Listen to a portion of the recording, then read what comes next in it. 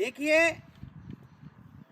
आज वो रत्न मैं आपको दे रहा हूं जो मेरे गुरुदेव ने मुझे अल्प आयु में ही दिए थे, और उनको अपनाते हुए आज अगर लोग कहते हैं कि मैं कामयाब इंसान हूं, या लोगों की नज़र में लगता है कि KR सारंग कामयाब है, तो इसके दो सबसे बड़े रीजन हैं, दो सबसे बड़े कारण हैं, और वो आज सबको दे रहा हूं। वो रत्न ऐसे अगर आपने लिया, अपनाया, तो ये सिर्फ एक KR सारंग नहीं, जितने यहाँ पर मुझे सुन रहे हैं, देख रहे हैं, वो सब भी इतनी ही सफलता को प्राप्त कर सकते हैं जिस सफलता को मैंने अल्प आयु से स्टार्ट होकर के आज 39 ईयर्स की ओल्ड में अचीव किया है, प्राप्त किया है।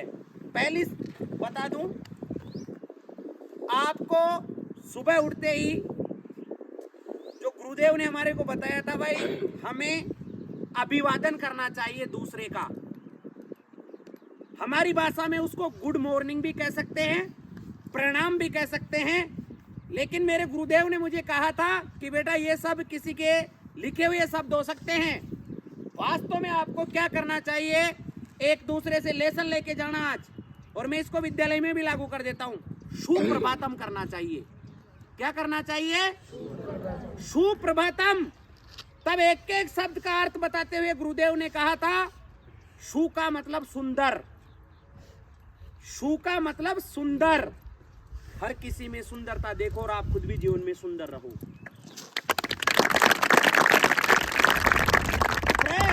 दूसरा प्रे का मतलब प्रसन्न। हमेशा खुद भी प्रसन्न चित्त रहो और दूसरे को भी प्रसन्न चित्त रखो।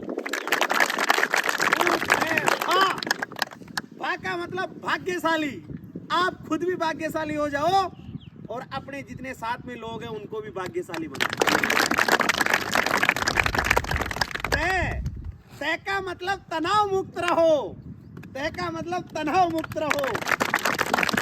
और मैं, जो सुप्रभातम का अंतिम शब्द है, मैं आपका जीवन मंगलमय हूं। अब देख लीजिए, पहला शब्द मेरे गुरुदेव ने दिया था सुप्रभातम, इसलिए आप सबसे कह रहा हूं, आपको भी क्या करना चाहिए? जोर से बोलो, क्या करना चाहिए? कल से स्टार्ट कर दो। अपने मम्मी के सुप्रभातम करो, अपने पापा के सुप्रभातम करो, अपने अंकल के सुप्रभातम करो, अपने आंट के सुप्रभातम करो, अपने गुरुजनों के सुप्रभातम करो। हम गुड मॉर्निंग कहते हैं, हम राम राम सा कहते हैं, हम नमस्कार कहते हैं, सभी वो ही है।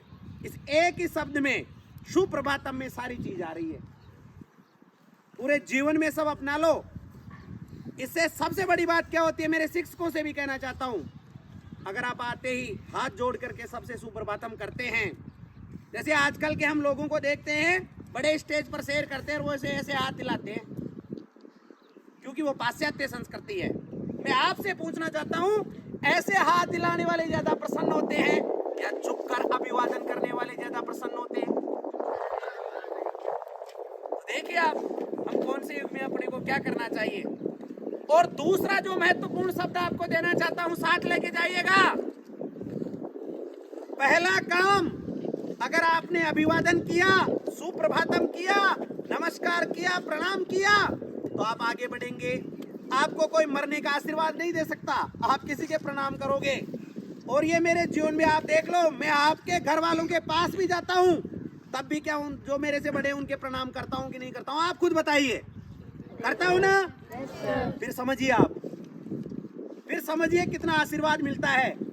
और दूसरा पॉइंट याद कर लो, दो ही बोले थे मैंने, दो ही जो गुरुजी ने शुरू में बताए थे। अब जब पहला आपके सामने पूरी बात हो चुकी, भाई है सर, तो दूसरा ले लो, थैंक्स, धन्यवाद। यदि